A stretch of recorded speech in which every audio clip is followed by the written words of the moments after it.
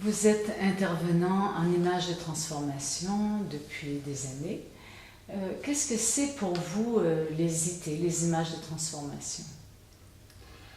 Alors j'ai rencontré les images de transformation à un moment charnière de ma carrière d'ostéopathe, puisque depuis de nombreuses années je m'intéresse à l'ostéopathie somato-émotionnelle, et donc c'était une étape presque inévitable.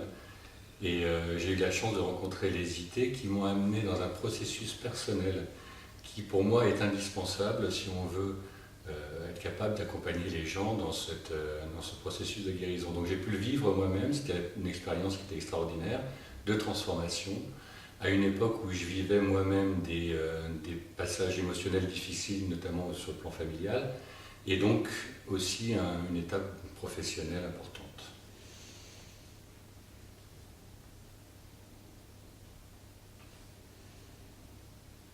En tant qu'intervenant en images de transformation et aussi pratiquant de cette méthode, comment vous amenez dans votre quotidien pour vous? Comment vous utilisez les idées?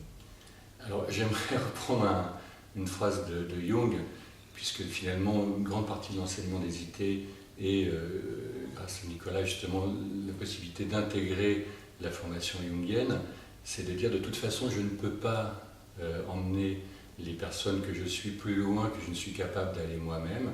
Et donc j'ai appris, en acquérant justement grâce à cette formation les bonnes clés, les bonnes techniques, j'ai appris à travailler sur moi, à les appliquer quotidiennement sur moi, à prendre un temps de méditation quotidienne, un temps de rencontre avec mon inconscient, puisque finalement ce qui m'a été le plus bénéfique dans cette formation, c'est la capacité de pouvoir dialoguer avec mon inconscient, la capacité d'aller chercher en profondeur chez moi les réponses à mes conflits émotionnels, des réponses aussi à la façon dont je vais de façon juste accompagner les personnes, savoir est-ce que je suis juste. À ce moment-là, c'est juste un regard intérieur qui me permet de répondre à cette question et qui finalement me libère totalement de tout ce qui peut être, de toutes les tensions possibles avec mes patients.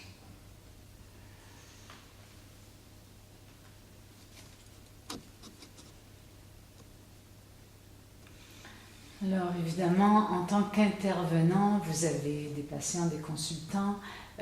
Vous croyez que la méthode peut aider les autres? Évidemment.